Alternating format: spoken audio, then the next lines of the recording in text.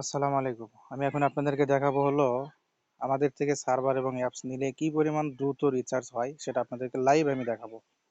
সর্বোচ্চ 4 থেকে 5 সেকেন্ড সময় লাগবে রিচার্জ সাকসেসফুল হইতে।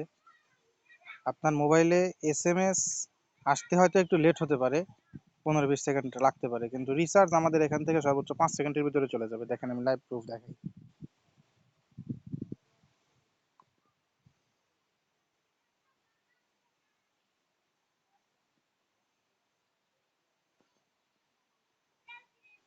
দেখেন